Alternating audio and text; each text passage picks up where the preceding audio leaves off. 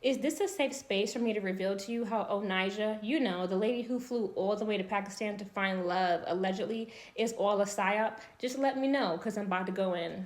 First off, I always felt like the story was a little bit strange because Onijah was in Pakistan, a country where English is not the first language, but the media kept following her around with microphones so she could give a speech.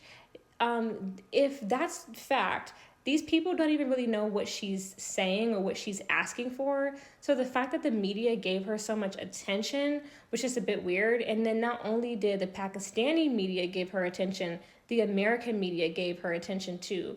Meanwhile, there's like real shit going on across the world where you are not going to see it all over the news, especially in different countries. So the fact that this random woman like flew overseas to find love and then she's like going viral, that's pretty strange. Like, I'm not falling for that.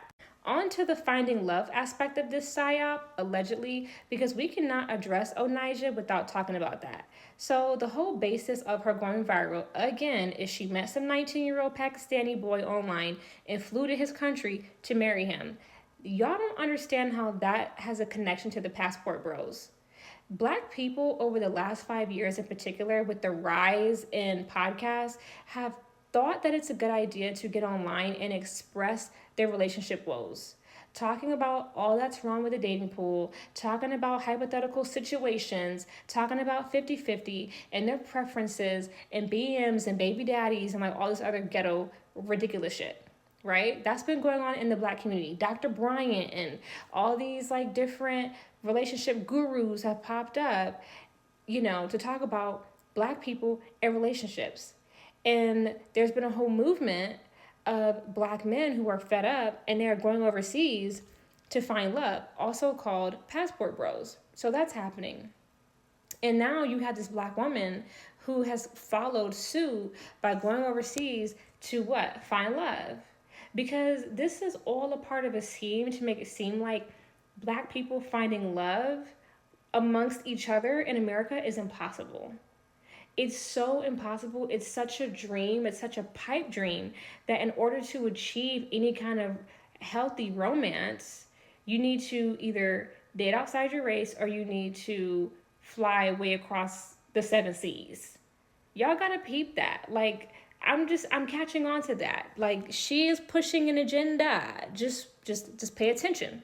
Now, she goes to Dubai and gets locked up. The fact that Donald Trump, the president, didn't have to get her ass out of jail in Dubai, strict ass Dubai, should tell you that this lady is not who you think that she is. And she came home pretty quick. I was hoping that they kept her crazy ass. But no, she gets out of jail. And then she gets out of jail and she's outside with a bust down wig. I hate them wigs. And Rick Owens shoes. I told you guys about them fashion people. It is not by coincidence that she hops out of jail back into the US with Rick Owens on. Isn't Rick Owens working very closely with a lot of Black celebrities? If you look up Michelle Lamy, she's got pictures with the Migos, Playboy Cardi, Lil Uzi Vert. She was just hanging out with City Girls JT, the Energy Harvest. She comes out of jail after pushing an agenda, pushing more agendas, pushing the fashion industry, pushing fashion onto Black people. The fashion industry is not what you think that it is. They work with a lot of higher ups to push their agenda. They're extracting energy from Black people to push product. Y'all just stay woke. Let's talk in the comments.